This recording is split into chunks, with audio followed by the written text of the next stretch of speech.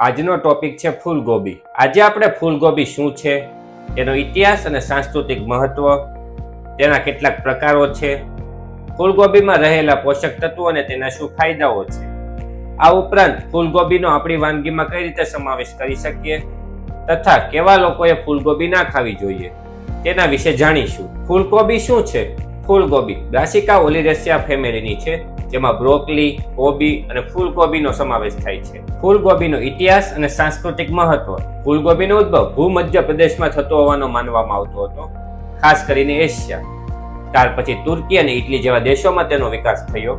16મી સદી સુધીમાં ઇંગ્લેન્ડ અને ફ્રાન્સ જેવા દેશોમાં પણ ફૂલગોબીની શાકભાજી તરીકે ઉપયોગ કરતા હતા. ફૂલગોબીની વિવિધ જાતો અથવા તો પ્રકારો. પહેલી, સફેદ ફૂલગોબી, જે સૌથી સામાન્ય ફૂલગોબી છે, જેમાં ક્રીમી વ્હાઇટ હેડ અને તે સામાન્ય ટેસ્ટ માટે ઉપયોગી છે. બીજી, લીલી ફૂલગોબી, જે કોબીજ અને બ્રોકલીની વર્ણસંકરણ જાતિ છે અને તે થોડી મીઠી હોય છે. ત્રીજું, નારંગી ફૂલગોબી, જેમાં બીટા કેરોટીનનું પ્રમાણ ખૂબ જ વધુ હોય છે અને જે નારંગી રંગની હોય છે. ચોથું, જાંબલી ફૂલગોબી, જેમાં એન્થોકાઇનીનનું ખૂબ જ ઊંચું પ્રમાણ આવેલું હોય છે. પાંચમું, રોમેનેસ્કો ફૂલગોબી, જે ખૂબ જ આકર્ષક હોય છે. ફૂલગોબીમાં રહેલા વિટામિન અને ખનિજ તત્વો અને તેના શું ફાયદાઓ છે. ફૂલગોબીમાં વિટામિન સી, વિટામિન કે, વિટામિન B6, વિટામિન B9, આ ઉપરાંત પોટેશિયમ, મેગ્નેશિયમ અને મેંગેનીઝ સાથે એન્ટીઓક્સિડન્ટ અને કોલાઇન આવેલા હોય છે. ફૂલગોબી ખાવાથી શું ફાયદાઓ થાય છે?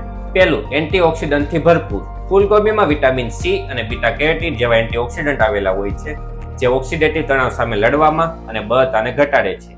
આ ઉપરાંત હૃદય રોગ અને કેન્સર જેવા ક્રોનિક રોગોના જોખમને ઘટાડે છે. બીજું, પાચન સ્વાસ્થ્યને ટેકો આપે છે. ફૂલગોબીમાં ફાઇબરનું પ્રમાણ વધુ આવેલું હોય છે, જે પાચન તંત્રને સ્વસ્થ રાખે છે. આ ઉપરાંત કબજિયાતને અટકાવે છે, સાથે આંતરડામાં રહેલા બેક્ટેરિયાને ખવડાવીને સ્વસ્થ ટેકો આપે છે. ત્રીજું, રોગપ્રતિકારક શક્તિ વધારે છે. ફૂલગોબીમાં વિટામિન સી આવેલું હોય છે, જે રોગપ્રતિકારક શક્તિને મજબૂત બનાવે છે. આ ઉપરાંત શરીરને લાગતા ચેપ અને બીમારીઓ સામે રક્ષણ આપે છે. ચોથું, હૃદયના સ્વાસ્થ્યને પ્રોત્સાહન આપે છે. ફૂલગોબીમાં ગ્લુકોસિનોલેટ આવેલું હોય છે, જે કોલેસ્ટ્રોલના સ્તરને ઘટાડે છે, રક્તવાહિનીના કાર્યને સુધારે છે. આ ઉપરાંત પોટેશિયમ બ્લડ પ્રેશરને નિયંત્રિત રાખવામાં કામ કરે છે. પાંચમું, મગજના સ્વાસ્થ્યને ટેકો આપે છે. ફૂલગોબીમાં કોલિનનો સ્ત્રોત આવેલો હોય છે, જે મગજના વિકાસ અને યાદશક્તિને વધારે છે. છઠ્ઠું, બળતરા વિરોધી ગુણધર્મ. ફૂલગોબીમાં એન્ટીઓક્સિડન્ટ અને ફાઇટોન્યુટ્રિયન્ટ આવેલા હોય છે, જે બળતરાને ઘટાડે છે. આ ઉપરાંત સંધિવા સાથે જોડાયેલા છે. સાતમું, કેન્સરના જોખમને ઘટાડી શકે છે. ફૂલગોબીમાં સલ્ફોરાફેન આવેલું હોય છે, તે કેન્સરના કોષોના વિકાસને અટકાવે છે. આ ઉપરાંત અમુક પ્રકારના કેન્સરના રોગના જોખમને ઘટાડે છે, જેવા કે સ્તન, પ્રોસ્ટેટ અને આંતરડા. આઠમું, વજન વ્યવસ્થાપન. ફૂલગોબીમાં વધુ ફાઇબર અને ઓછી કેલરી આવેલી હોય છે, જે લાંબા સમય સુધી પેટ ભરી રાખવાનું કાર્ય કરે છે, જેના કારણે વજન કંટ્રોલમાં રહે છે. નવમું, હાડકાની તંદુરસ્તી. ફૂલગોબીમાં વિટામિન કે આવેલું હોય છે, જે કેલ્શિયમને શોષણમાં મદદ કરે છે. આ ઉપરાંત હાડકાના સ્વાસ્થ્યને ટેકો આપે છે. તમારા આહારમાં ફૂલગોબીનો સમાવેશ કેવી રીતે કરવો? પહેલું, કાચું સલાડ બનાવીને.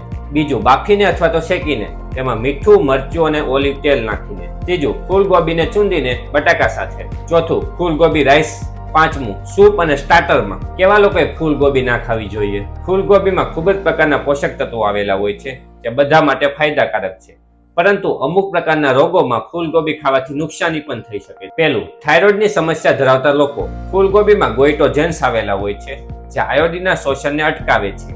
જેમ કે હાઇપોથાઇરોઇડિઝમ અને ગોઇટર જેવા પેશન્ટને ફૂલગોબી ના ખાવી જોઈએ અથવા તો ઓછા પ્રમાણમાં ખાવી જોઈએ.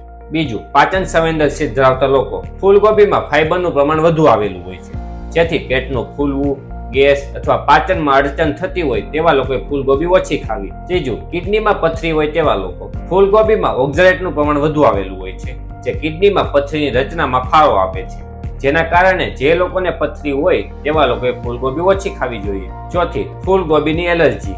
જે લોકોને ફૂલગોબી ખાવાથી શરીર પર ખંજવાળ, સોજા અને ઝાડા અથવા તો ઉલટી જેવું થતું હોય તેવા લોકોએ ફૂલગોબીને ખાવાનું ટાળવું જોઈએ.